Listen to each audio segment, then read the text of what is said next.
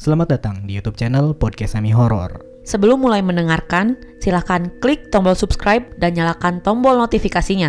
Jangan lupa untuk gunakan headset kalian dan selamat mendengarkan. Welcome back to Podcast Semi Horor. Anja. Aja. Ya, terima kasih. Assalamualaikum. Waalaikumsalam. Pemirsa, Kira. Rehat. setelah episode kemarin karena Ilyas tidak hadir, Sekarang hadir kembali. Setelah hadir kembali. Karena kita rekaman di hari yang sama sebenarnya ya. Iya, Lu lihat aja nih baju gue masih sama. Masa kita ngaman di Yang beberapa nonton di episode. YouTube, ya, yang di Spotify kasihan ya nggak bisa lihat. Coba kunjungi YouTube aja. Promosi bundak. Langsung aja gas. Gaskeun lur. Selamat malam teman-teman dan kakak-kakak semuanya. Malam. Aduh, kesel. Malam. Tanpa basa-basi, langsung aja. Hah, lama. Tuh kan bener masih nyambung ini. Cerita ini masih nyambung sama episode sebelumnya di episode 40 ya. That's right. Bener. Ya. Si Zap ini cerita dari si Zap nih. Oh. Oke, langsung aja gas. Jadi Zaf ini bekerja di rumah sakit bagian unit gizi. Sebentar pemirsa. Ribet banget. Nah, jadi Zaf ini bekerja di rumah sakit bagian unit gizi. Aturan shift di sana yaitu pagi, sore, dan malam. Saat masih menjalani training, di sana Zaf hanya kebagian shift pagi saja selama 1 bulan. Barulah setelah itu Zaf harus mengikuti aturan untuk kerja shift. Bisa dikatakan anak baru karena belum setahun Zaf bekerja di sana. Meskipun dia tergolong orang yang tidak begitu takut, namun Zaf juga tidak tergolong orang yang pemberani juga dengan makhluk-makhluk dari dimensi lain. Ya wajar aja lah, tingkat ketakutan dan beraninya berada di tengah-tengah lah. Saat mengetahui ruang kerjanya bersebelahan dengan kamar jenazah, Zaf biasa-biasa aja. Mungkin karena dia tidak pernah ditampakkan lah oleh makhluk-makhluk dari dimensi lain. Atau mungkin pada waktu itu masih pagi atau siang, jadi rame lah yang orang yang lalu lalang. Jadi pikiran positif masih menyelimuti otak dan hatinya. Banyak cerita yang disampaikan oleh pekerja yang lama bekerja di sana tentang banyaknya gangguan atau mitos-mitos yang ada. Meskipun agak mengerikan, namun Zaf masih dapat mengontrol. Meskipun agak mengerikan, namun Zaf ini masih dapat mengontrol rasa takutnya. 1 bulan berlalu. Dia menjalani training. Semuanya baik-baik aja. Sampai saat aturan shift pun dibuat. Belum mendapat jatah shift malam, namun dia memulainya dengan shift sore. Berangkat dari jam 2 dan pulang jam 10 malam. Atau mungkin bisa lebih jika ada lemburan yang harus dikerjakan. Sore hari semuanya berjalan lancar. Saat maghrib tiba, suara azan berkumandang dari masjid dekat sana. Zaf bergegas mengambil wudhu lalu bersiap melakukan sholat. Kebetulan pada waktu itu Zaf sendiri sholat di ruangannya. Dia tidak melakukan sholat berjamaah karena menurutnya masih ada pekerjaan yang harus diselesaikan. Sambil memasang mukena, Zaf bersolawat. Tiba-tiba solawatannya terhenti karena suara bolpen jatuh menghentikan solawatnya sejenak. Mungkin kena kipas angin. Selesai sholat, si Zap ini ternyata di ruangannya tidak menggunakan kipas angin. Di ruangannya itu udah ada AC dan itu pun dimatiin karena malam ya dingin katanya. Si Zap ini mikir, kenapa bolpen tadi bisa jatuh ya? Karena Zap tidak menemukan jawabannya, Zap melupakan kejadian itu. Zap kembali ke meja kerjanya sambil matanya mencari bolpen yang jatuh tadi. Lah, ini bolpen saya kok, kata si Zap ini. Oh, mungkin bolpen Mbak Ros, kata Zap. Dia masih berpikir positif tuh. Di ruangan tersebut ada 4 orang, yaitu si Zap sendiri, Kak Ros, Nur, dan juga Hikmah. Lalu temannya semua datang dan kembali melakukan pekerjaannya. Karena bosan, Zap menyalakan musik dengan volume yang cukup keras.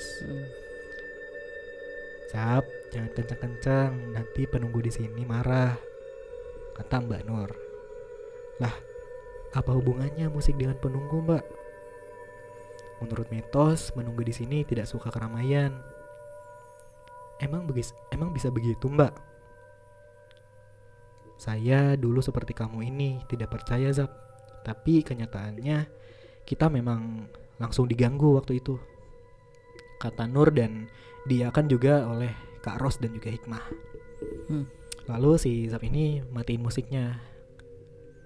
Karena kesal, Zap bilang, emang dulu gangguannya gimana sih, Mbak?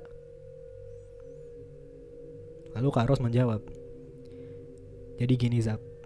Dulu sewaktu di ruangan ini masih diisi 2 orang, kebetulan saat itu aku dan Nur mendapat jatah shift malam. Sekitar jam 2:30-an lah. Aku ngantuk. Terus Nur bilang, nyalain musik aja kali ya, biar kita gak ngantuk. Lalu dinyalain lah itu musik. Volumenya gak kencang-kencang banget sih, gak terlalu keras. Tiba-tiba di tengah-tengah musik berjalan, volumenya tuh ngecilin sendiri. Aku awalnya ngirain musiknya mati. Pas aku cek HP, ternyata musiknya masih jalan dan volumenya yang mengecil sendiri. Aku naikin lagi tuh volumenya, aku kencengin lagi, terus taruh lagi HP-nya. Nah, tiba-tiba volumenya itu ngecilin lagi sendiri. Setelah mencoba menghela nafas panjang, Ros melanjutkan ceritanya nih. Terus kata Kak Ros, aku lihat Nur. Ekspresi Nur seperti memberikan kode untuk dimatiin aja musiknya. Namun karena aku gak percaya, bukannya aku matikan, malah aku naikin lagi volumenya. Itu tuh sekitar jam 4 kurang lah, mau subuh. Waduh. Tiba-tiba volume musik di HP-ku full. Kaget dong kita. Otomatis menjerit kenceng tuh, ngejerit sampai pas satpam denger. Aku sama si Nur lari ke pos satpam. Nah, waktu di pos satpam kita dikasih tahu sama Pak Joko. Waktu itu memang Pak Joko yang jaga. Kalau penunggu di ruang sini itu tidak suka keramaian. Setelah aku dan Nur menceritakan kejadian kita, ternyata bukan cuma aku dan Nur yang digoda seperti itu. Dari dulu-dulu sudah banyak yang mengalami kejadian seperti itu. Terus si Zap ini nanya lagi, setelah itu gimana, Mbak? Setelah kejadian itu aku minta ditemani Pak Joko. Barulah setelah subuh kami ditinggal Pak Joko. Nah, setelah kejadian itu, kalian tidak pernah mencoba buat menyalakan musik lagi, kata si Zaf. Si Kak Nur dan juga Mbak Ros ini geleng-geleng kepala, berarti gak pernah nyalain musik lagi. Mungkin kejadian itu karena tengah malam. Kalau sekarang kan masih jam 8 malam. Jawab si Zaf ini seolah-olah dia gak percaya. Terserah sih mau percaya atau enggak, atau nanti kamu bisa nyobain sendiri deh ketika shift malam. Oke, si Zaf ini pede banget nih jawab. Hal itu berjalan sewajarnya meskipun ada sedikit kejanggalan pada saat Zaf membaca sholawat seperti suara bolpen jatuh. Namun tidak ada yang merasa kehilangan bolpen di antara mereka.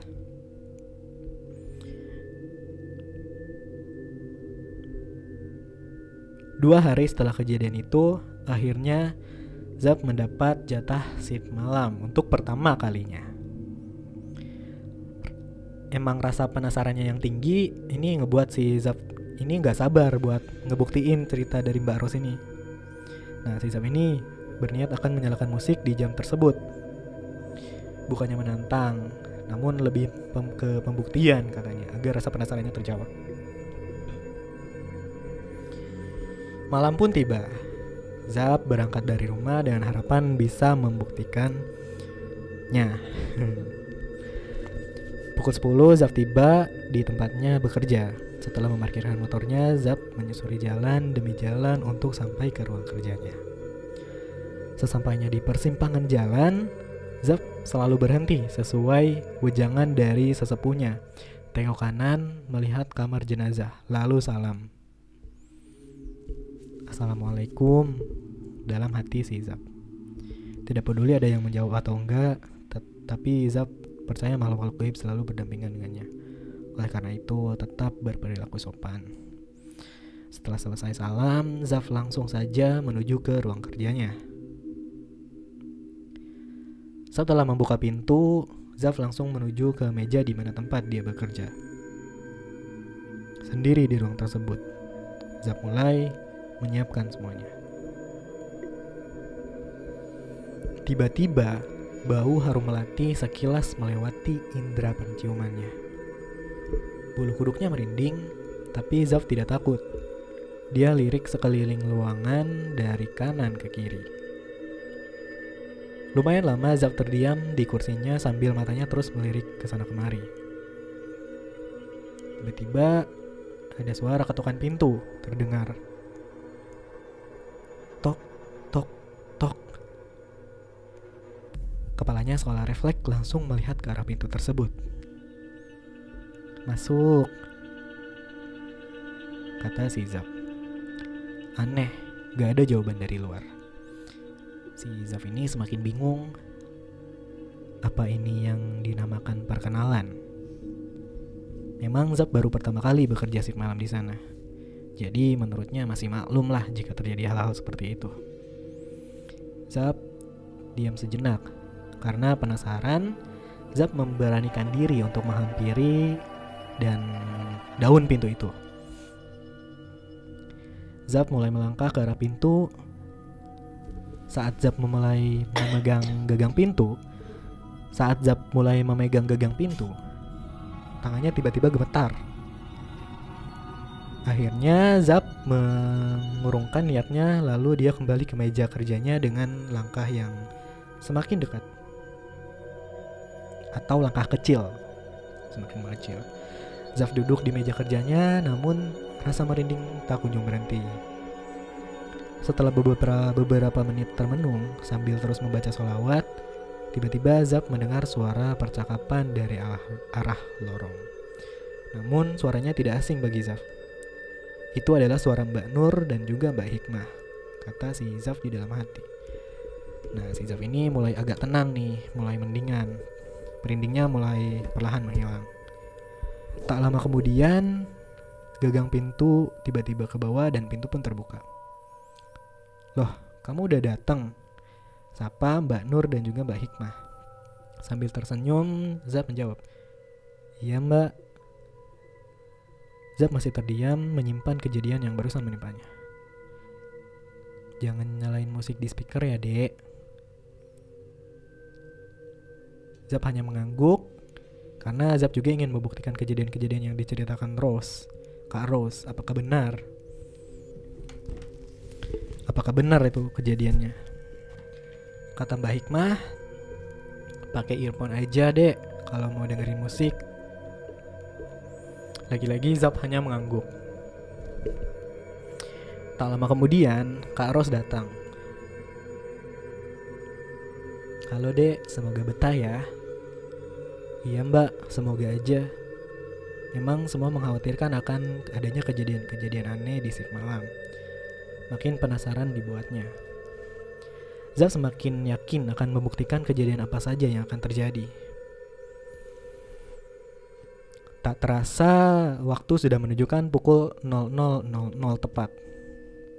Sudah tengah malam. Semua berjalan lancar tanpa adanya kejadian yang mengganjal. Tanpa kejadian yang janggal. Si Zaf ini capek, lalu dia berniat mengambil air minum di dekat pintu. Zaf berdiri lalu melangkah. Saat tiba di tempat air minum, mata Zaf refleks melirik ke kanan. Tiba-tiba ada bayangan hitam sekelebat lewat dengan cepat. Apa itu tadi barusan? Kata Zaf dalam hati.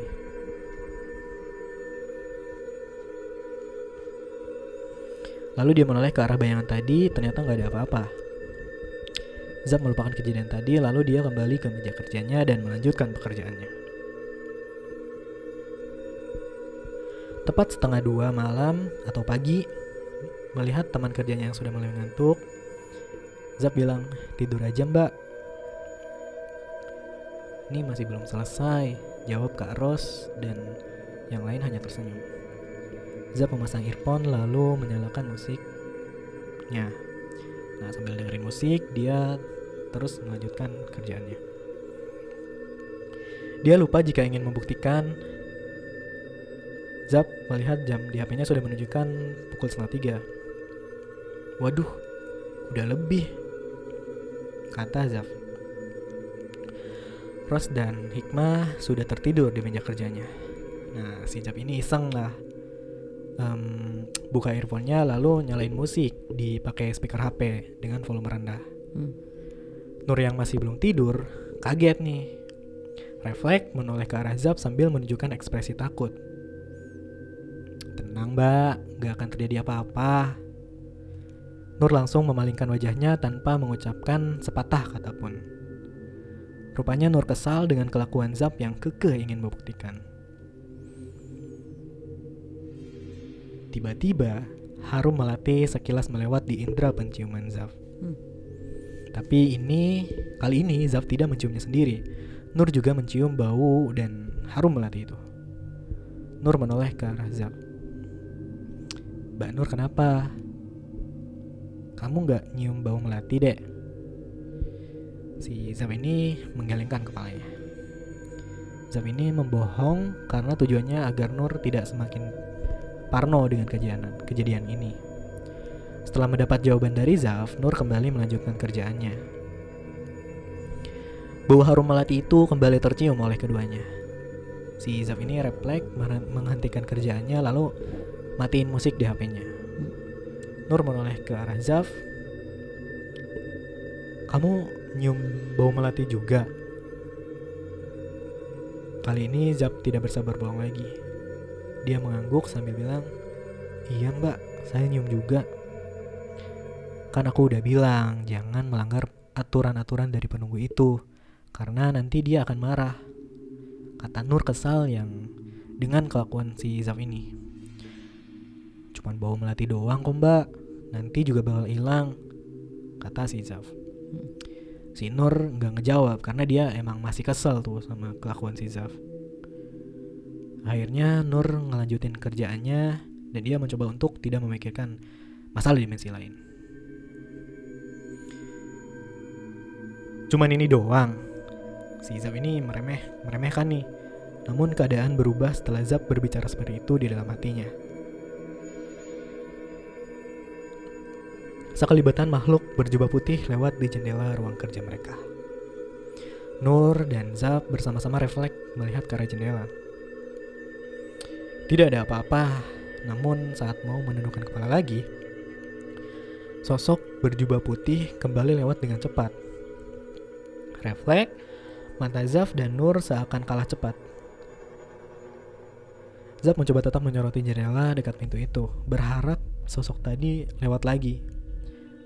Tapi berbanding terbalik dengan Nur, seakan masa bodoh dengan hal itu. Nur pun melanjutkan pekerjaannya. Dan benar saja, sosok berjubah putih itu kembali lewat, namun berhenti tepat di tengah-tengah jendela. Saat berhenti, dia menunduk, wajahnya tidak kelihatan karena tertutup, rambutnya yang panjang dan berantakan. Zaf menelan ludah, namun bola matanya masih terus fokus menyoroti makhluk itu. "Siapa dia?" kata Zaf, dan detak jantungnya mulai berdetak lebih kencang dari sebelumnya. Makhluk itu diam saja, sedikit akan menoleh ke arah Zaf. Zaf kaget, secara refleks dia menutup matanya. Dalam hatinya dia bingung mengendalikan tubuhnya antara penasaran dan rasa takut. Zap mencoba memantapkan lagi hatinya. Oke, baik, akan kubuka mata aja. Akhirnya Zap membuka matanya secara perlahan. Tiba-tiba makhluk itu hilang. Hah? Kemana dia? Matanya melirik ke sana kemari, tidak ada dia. Lari kemana makhluk itu? Sambil mengerjakan pekerjaannya, sesekali mata Zap melirik ke sana kemari. Dia masih penasaran, namun juga ada rasa takut.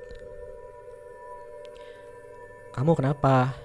Udah, jangan bikin suasana tambah horor, kata Mbak Nur yang penakut dan dia masih kesel.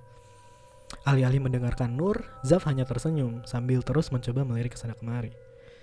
Lawang gak ada apa-apa, kata Zaf. Zaf mencoba menunjukkan rasa beraninya kepada Nur, karena jika dia tunjukkan rasa takut, Nur pasti akan lari. Jadi tugas Zaf sekarang adalah menenangkan Nur. Kejadian belum usai. Padahal subuh kurang dari beberapa menit lagi. Dari pintu, terdengar seperti ada orang yang mengetok dari luar. Namun hanya Zaf saja yang dengar. Masuk, kata Zaf. Si Nur ini bingung, lalu menoleh ke arah Zaf. Apa dek? Si Zaf bingung menoleh ke arah Nur. Zaf masih terdiam, sesekali dia menoleh ke arah pintu. Lalu menoleh lagi ke Nur. Ada yang ngetok pintu mbak? Mana ada, aku gak dengar apa-apa. Serius? Iya dek. Zaf yang penasaran pun berdiri, merangkah ke arah pintu untuk memastikan siapa tadi sebenarnya yang mengetok pintu. Saat kurang beberapa langkah lagi, tiba-tiba Nur bilang, jangan dek, sambil menoreh ke arah Nur. Kenapa mbak? Jangan Zaf, itu anu, kata Mbak Nur sambil terbata-bata. Apa mbak? Anu apa? Nur bingung, nafasnya sulit dikendalikan yang membuatnya sulit berbicara. Akhirnya si Nur ini hanya mampu menghela nafas panjang.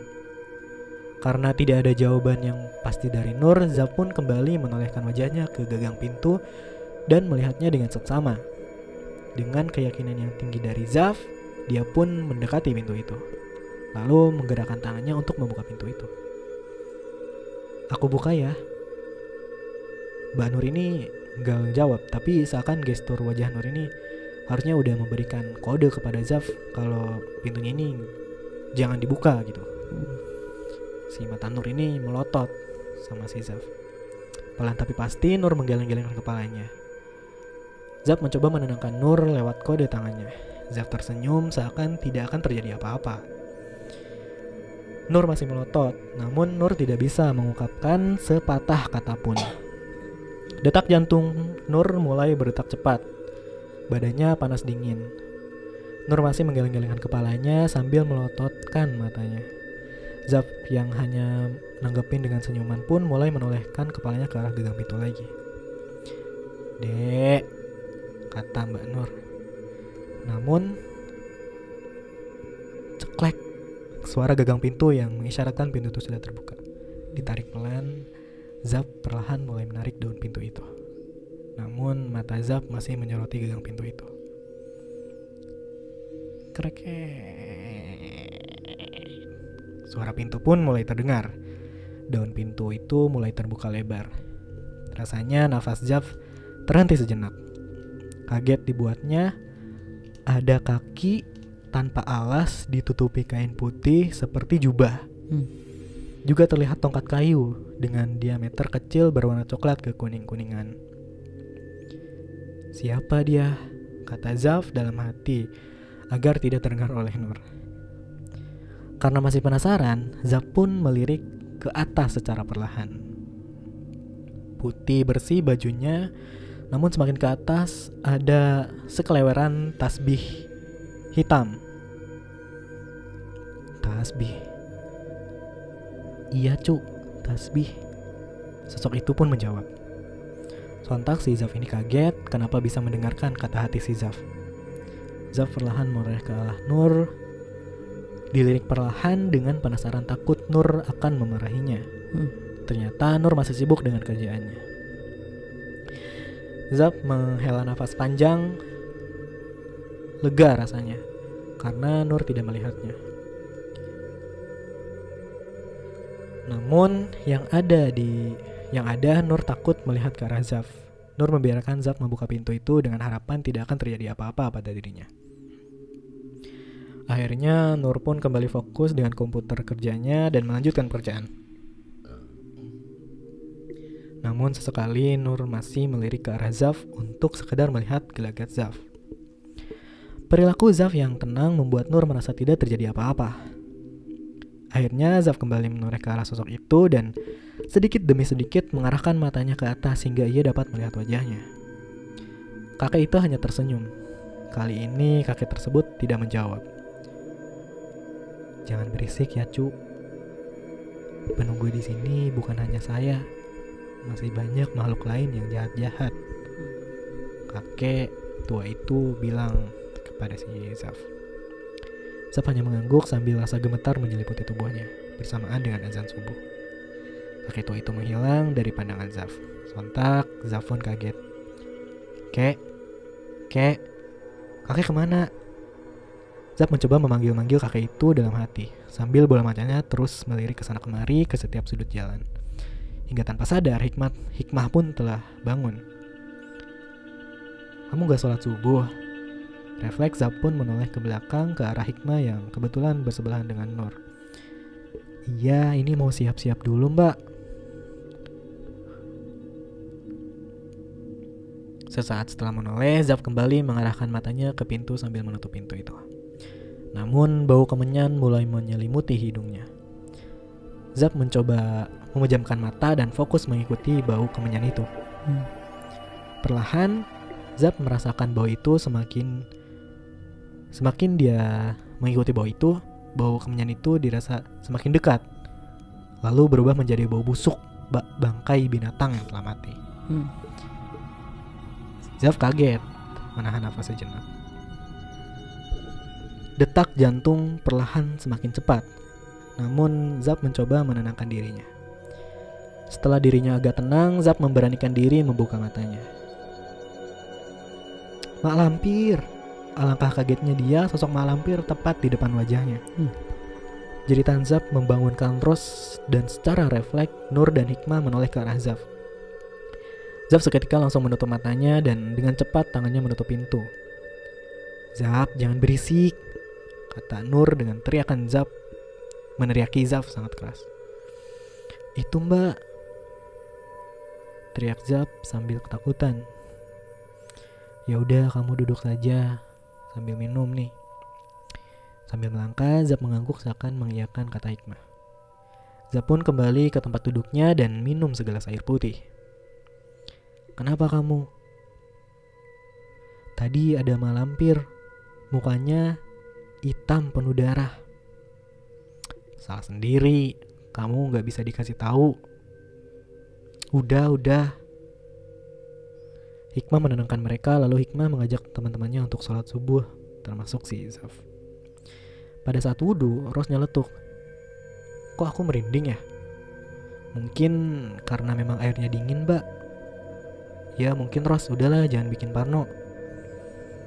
Sesaat setelah sholat, semua baik-baik aja. Mereka pun kembali sesuai jobnya masing-masing. Matahari mulai menunjukkan sinarnya, mereka pun bersiap-siap untuk pulang. Semua pulang dengan tenang. Namun berbeda dengan Zaf, sejenak Zaf memandangi kamar mayat. Assalamualaikum. Setelah mengucapkan salam, Zaf melangkah ke lorong untuk pulang ke rumah. Saat menyetir motor, pikiran Zaf gak berhenti memikirkan sosok Mak Lampir tersebut.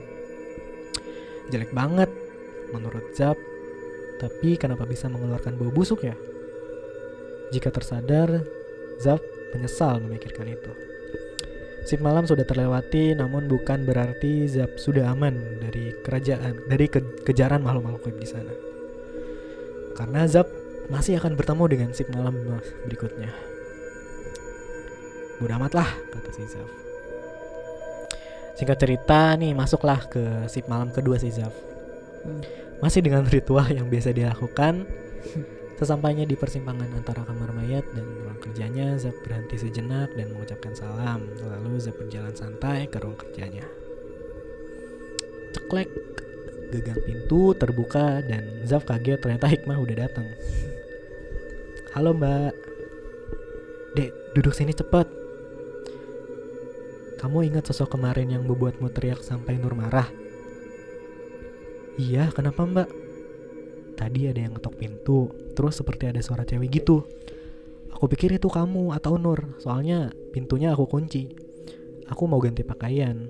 Nah, pas habis ganti, aku emang berniat buat buka kunci pintunya. Lah, kok ada suara ketok-ketok, kataku. Ya udah, aku berpikir mungkin sekalian aku buka aja pintunya.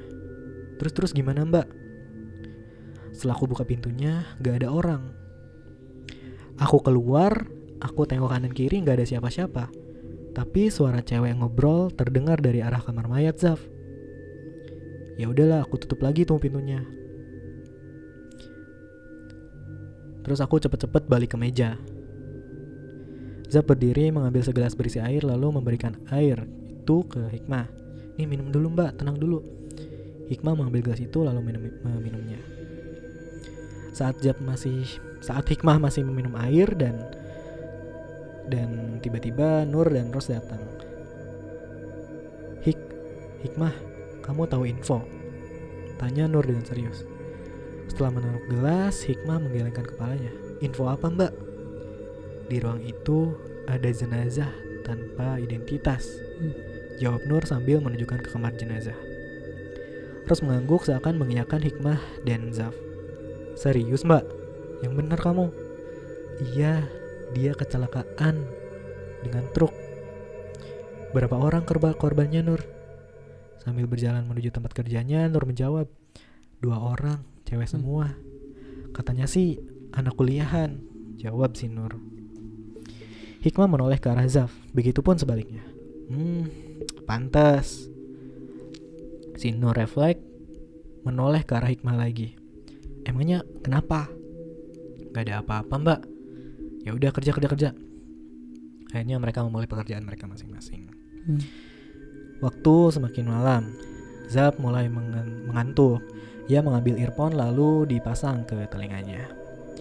Zaf mulai asyik dengan musiknya sambil terus bekerja.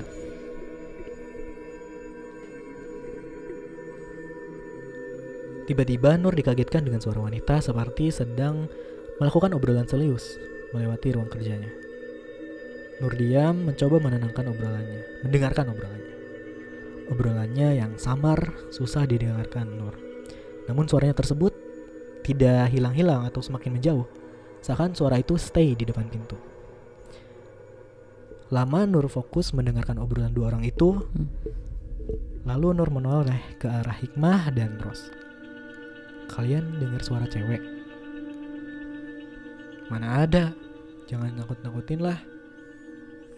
Akhirnya Nur menoleh ke arah Zaf. Dia memanggil Zaf sambil tangannya menepuk-nepuk pundaknya. Karena kaget, Zaf menoleh ke arah Nur sambil membuka earphone-nya. Hah? Ada apa mbak Nur? Kamu dengar suara di depan pintu gak? Lalu Zaf kembali menoleh ke Nur sambil menggeleng-gelengkan kepalanya. Dan dia pun menoleh ke arah pintu. Malam itu Nur dibuat bingung. Kenapa hanya dia yang dapat mendengarkan suara itu?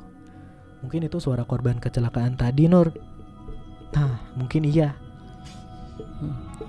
Sebenarnya feelingku dari tadi kesana sih. Tapi aku masih mencoba berpikir positif. Sekarang mau masih dengar suaranya mbak? Sekarang kamu masih dengar suaranya mbak? Masih Zaf. Tapi samar-samar gitu suaranya. Ya udah biar aku cek ya.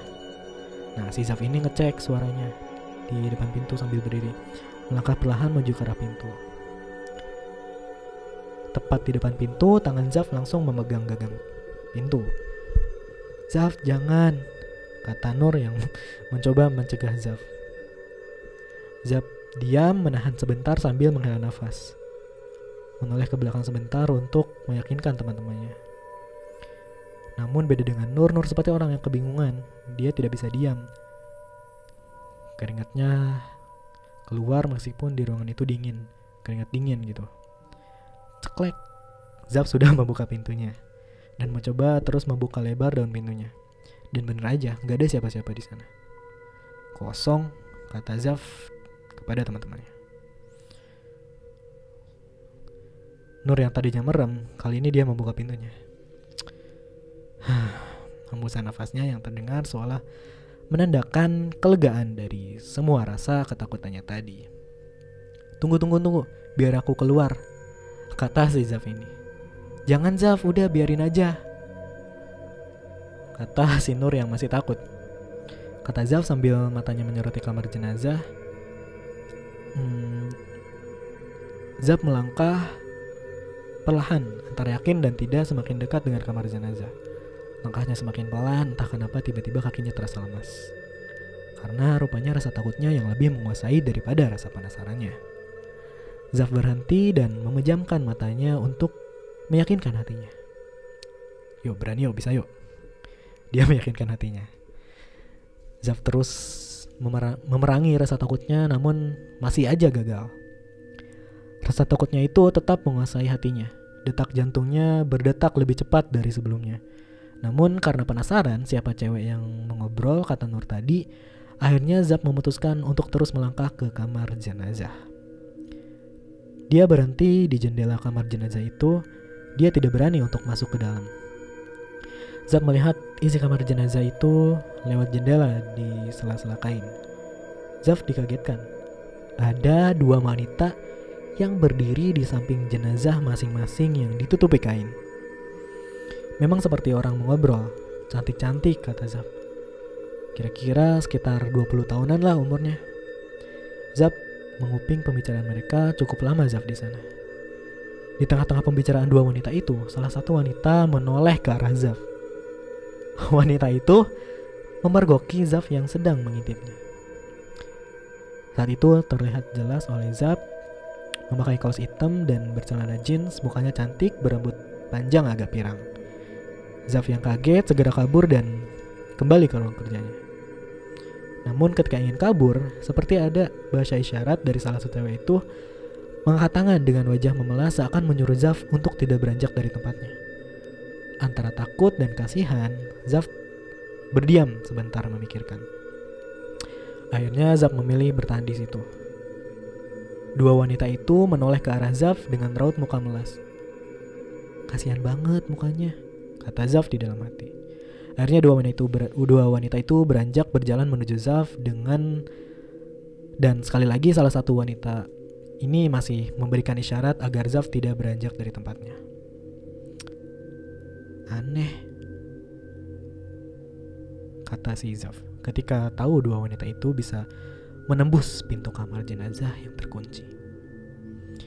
Dia bukan lagi manusia, kata Zaf lagi dalam hatinya.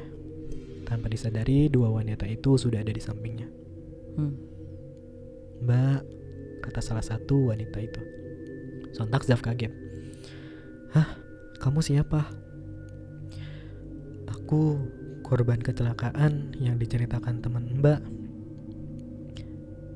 sambil menangis. Kamu kenapa nangis? Keluargaku nggak tahu kalau aku ada di sini. Kita cuma berharap sama Mbak Zaf mau bantu kita kan? Dengan isyarat memohon wanita ini meminta tolong kepada Zaf. Karena rasa iba, Zaf pun mengangguk. Bagaimana saya bisa menolongmu? Sampaikan ke keluarga kita agar mereka tahu dan kami bisa tenang, Mbak. Di mana keluargamu? Kata Zaf coba mengetahui lebih dalam. Nama ayah saya Pak Ari. Beliau ketua RT di daerah X.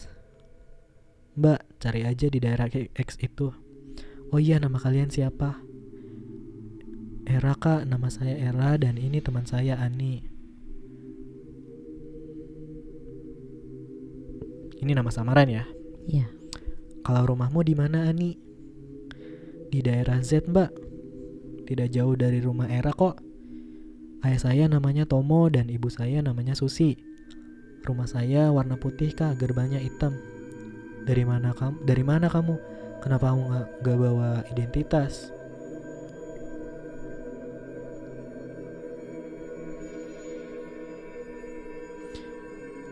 Kita dijamret. Identitas kita ada di dalam tas masing-masing, Mbak. Setelah itu kita berjalan pulang, namun karena saya melamun, kita terjatuh dan akhirnya terlindas truk. Aduh. Kata si Zap, semakin kasihan, dia bilang, baik, besok aku cari keluargamu, aku lapor ke bagian forensik. Terima kasih, Mbak. Jawab dua wanita itu dengan tersenyum lega.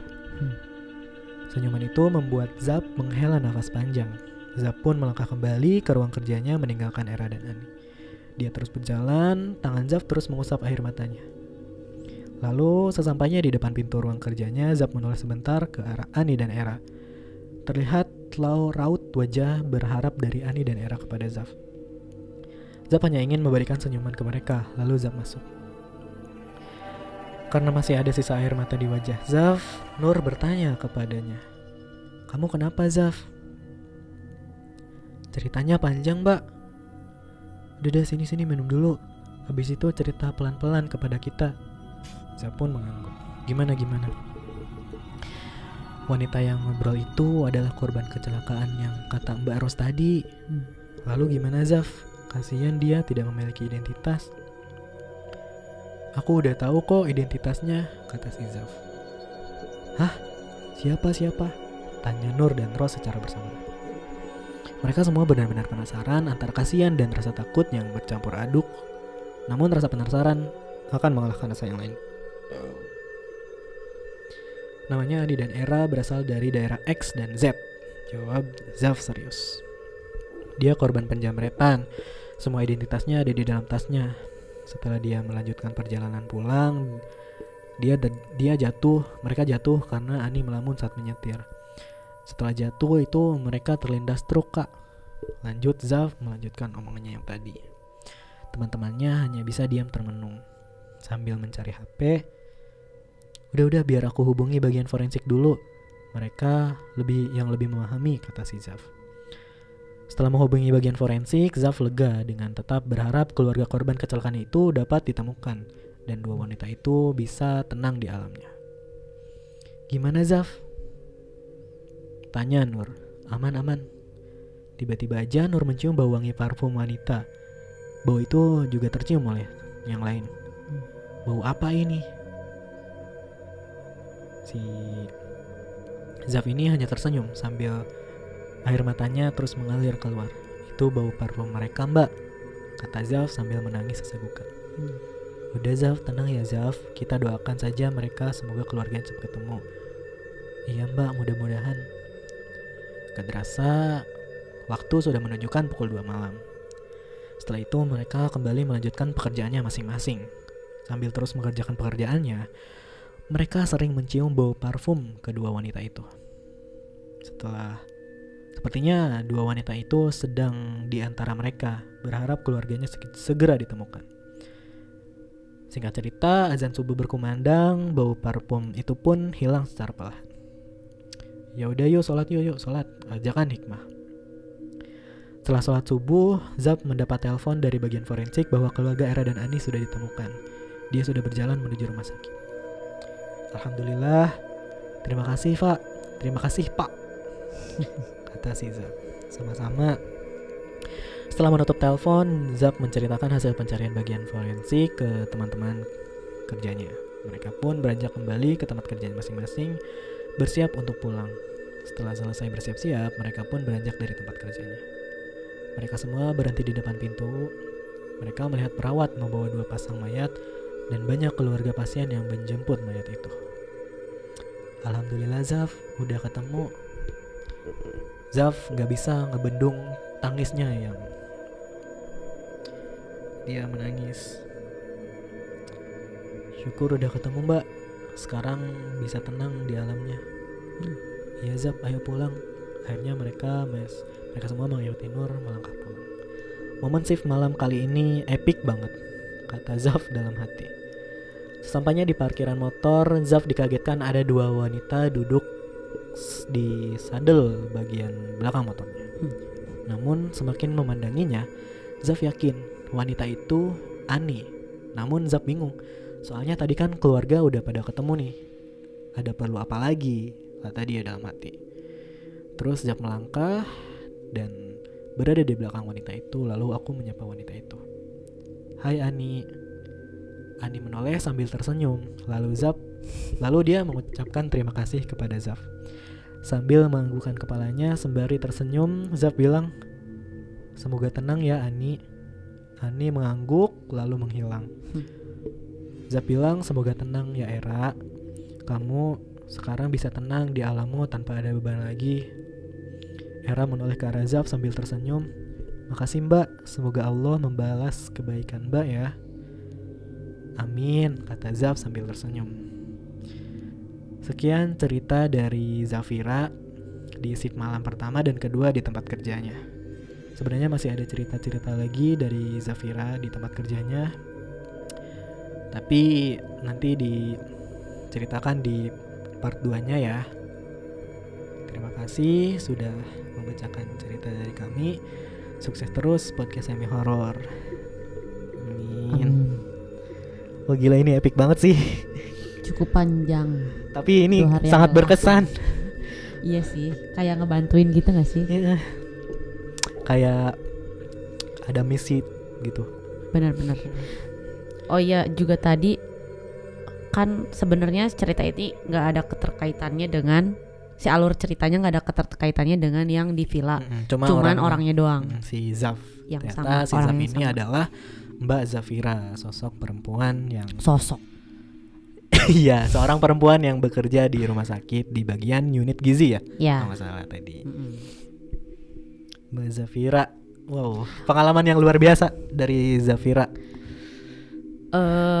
Tahu ini nggak?